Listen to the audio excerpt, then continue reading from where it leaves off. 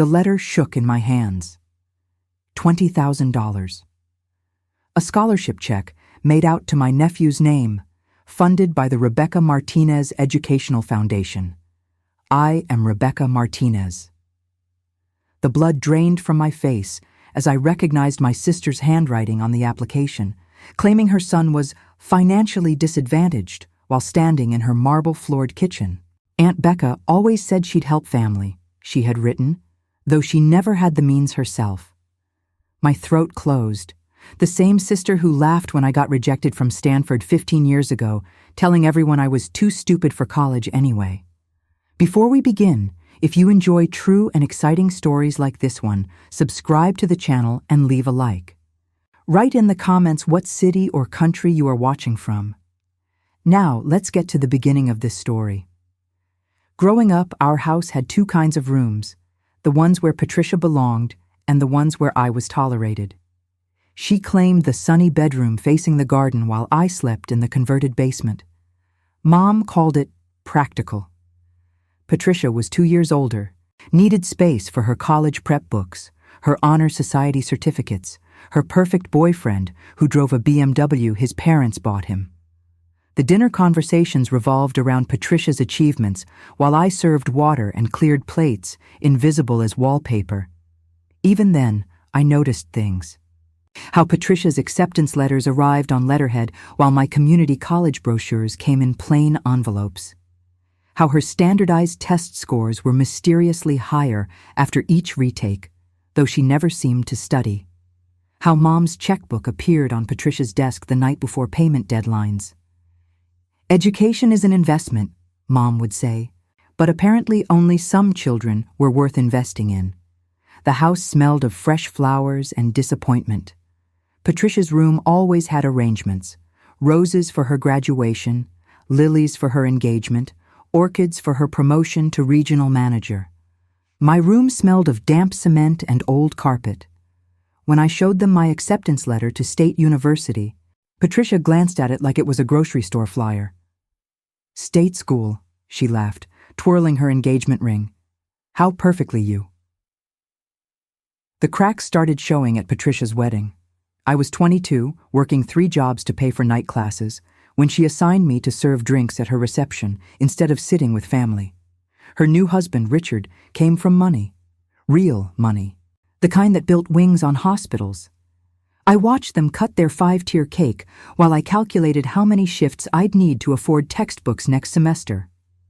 "Don't look so miserable," Patricia whispered as I refilled her champagne. "This is what success looks like. Maybe someday you'll understand." Her words felt like ice water in my veins, but I smiled and poured. That night, as I drove home in my rusted Honda, I made a promise to myself. Someday, I would prove her wrong. Someday, success would have my name on it. Patricia's humiliations became a cruel art form. At family gatherings, she'd introduce me as my sister who's still in school, when I was 28 and finally graduating. She'd mail graduation announcements for her kids' private school milestones to my tiny apartment, knowing I lived paycheck to paycheck. The worst was Christmas 2019, when she gifted me a community college catalog for continuing education, while her son unwrapped a laptop worth more than my monthly rent. "Don't take it personally," my cousin Maria whispered that night. "Patricia just doesn't understand struggle." But I knew better. Patricia understood perfectly. She enjoyed it. When Richard's medical practice expanded and they bought their second home in Aspen, Patricia made sure to send photos. Their life gleamed with marble countertops and ocean views, while I celebrated getting my bachelor's degree with takeout Chinese food and tears of exhaustion. The phone calls always came when I was studying. Patricia would call during my graduate program, right before finals, to tell me about her latest vacation or her son's acceptance to private high school. "Oh, I forgot you're still in school," she'd say, her voice dripping false sympathy. "How long has it been now? 10 years?" Her laughter echoed through my studio apartment like broken glass. But something changed in me during those calls. Each cruel word became fuel. Each dismissive comment became determination. I started taking notes. Not just for my classes, but about what Patricia valued, what she feared, how she measured worth. I was learning to see patterns, to understand systems. My psychology professors called it observation skills. I called it survival. The night I defended my doctoral dissertation, I called home to share the news. "Dr. Rebecca Martinez," I said, my voice trembling with pride. There was a long pause before Patricia responded. "That's nice, honey. Richard says too much education makes women unmarriageable, but I'm sure you'll find someone eventually." The line went dead, and I sat in my car outside the university, PhD diploma on my passenger seat, crying tears that tasted of both victory and profound loneliness. My transformation wasn't dramatic. It was methodical. During my postdoctoral fellowship in educational policy, I started the research that would change everything. I studied how wealthy families manipulated financial aid systems, how privilege disguised itself as need, how the children of doctors and lawyers received scholarships meant for first-generation college students. The data was staggering, but more importantly, it was actionable. I spent 2 years documenting every loophole, every false claim, every system designed to funnel money toward those who already had it. My research advisor, Dr. Thompson, reviewed my work with growing amazement. "This could revolutionize how we distribute educational resources," she said. But I had a different revolution in mind. The Rebecca Martinez Educational Foundation launched quietly in 2022. I'd saved every penny from my fellowship, lived on ramen and determination, and poured it all into seed money. The foundation's mission was simple: provide scholarships to truly disadvantaged students while ensuring wealthy families couldn't game the system. What I didn't publicize was my secondary mission: to track every application, cross-reference every claim, and document every lie. The applications poured in, and I reviewed each one personally. Students from trailer parks who maintained perfect GPAs while working full-time. Kids who'd never owned a new book but dreamed of becoming doctors. First-generation immigrants who studied by candlelight because their families couldn't afford electricity. These were my people. These were the students I served. Then I saw it. The name that made my coffee cup slip from my trembling hands: Patricia Rodriguez Thompson, my married sister, applying for aid for her son Michael. The application claimed financial hardship, single-parent household, annual income under $30,000. I knew for a fact that Richard's practice pulled in over $400,000 annually. The lies were so bold they were almost artistic. I sat in my foundation office, surrounded by legitimate applications from students who truly needed help, staring at my sister's fraudulent paperwork. She'd forged documents, created false tax returns, even claimed to be divorced from Richard while living in their $2 million home. The sister who'd mocked my struggles was stealing money meant for students who reminded me of my younger self. The decision crystallized like frost on glass. I wouldn't just deny the application, I would approve it. $20,000 from the Rebecca Martinez Educational Foundation, awarded to Michael Rodriguez Thompson for academic excellence and financial need. But this wasn't charity. This was evidence. Every transaction was documented, every lie preserved in digital permanence. I scheduled the award ceremony for a Saturday afternoon at the foundation office. Patricia arrived in her Mercedes, dressed in designer clothes worth more than some students' annual budgets.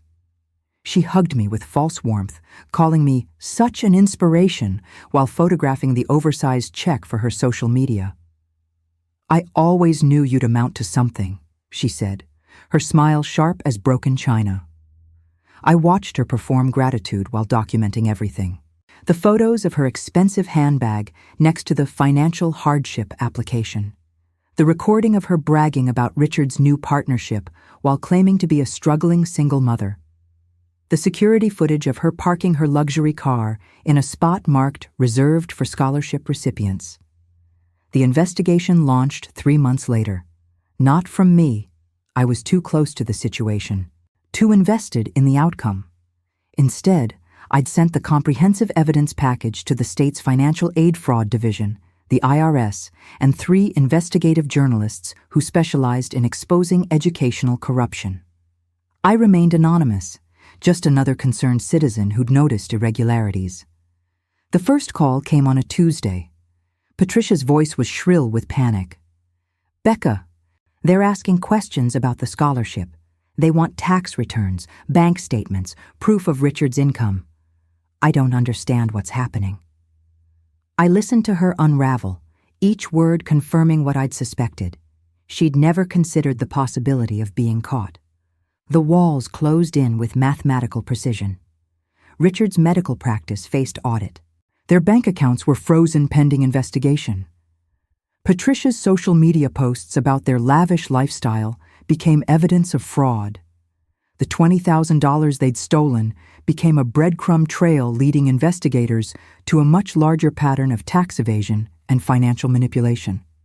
I watched it unfold from my foundation office, where legitimate scholarship recipients sent thank you letters daily. Students like Maria Santos, who was studying engineering while supporting her disabled mother. Students like James Chen, who'd aged out of foster care but maintained a 4.0 GPA. Students who deserved the money Patricia had tried to steal. The dominoes fell in beautiful sequence. Richard lost his medical license pending investigation. Their assets were seized to cover back taxes and penalties. Patricia's son had to withdraw from his private school when they could no longer afford tuition. The same woman who'd called my state school education perfectly me was now begging me for a loan to hire lawyers. "I don't understand," she sobbed during our last phone call. "Who would do this to family?" I held the receiver away from my ear, watching through my office window as another deserving student received their scholarship check. "Sometimes," I told her quietly, "education means learning there are consequences." 6 months later, I moved the foundation to a larger building. The walls were painted sunshine yellow, and every office had windows that let in natural light. My desk faced a garden where scholarship recipients sometimes came to study, their laughter drifting through open windows like music. Patricia had taught me many things, though not the lessons she'd intended. The final letter came on a crisp autumn morning. Patricia had moved to a small apartment across town, working as a receptionist while Richard faced criminal charges. Her handwriting was different now, smaller, uncertain, stripped of its former arrogance. She asked for forgiveness, claimed she'd never meant to hurt anyone, insisted she'd just been trying to help her son. I folded the letter carefully and placed it in my desk drawer next to the first scholarship check I'd ever written. Then I turned back to my computer, where dozens of new applications waited, students who reminded me of myself, hungry, determined, invisible to people like Patricia. I had work to do. The garden outside my window was full of students now, young people who'd never have to choose between textbooks and groceries, between dreams and survival. They carried backpacks instead of designer purses, studied under trees instead of marble gazebos. They were loud and hopeful, and everything Patricia had taught me I could never be. And you? What do you think? Did she do the right thing? What would you have done in her place? If this story touched you, leave a like, subscribe to the channel, and tell us what you thought in the comments. Your support is what helps us continue bringing you exciting stories like this one. Now watch other stories on screen. We'll see you next time, with love and respect.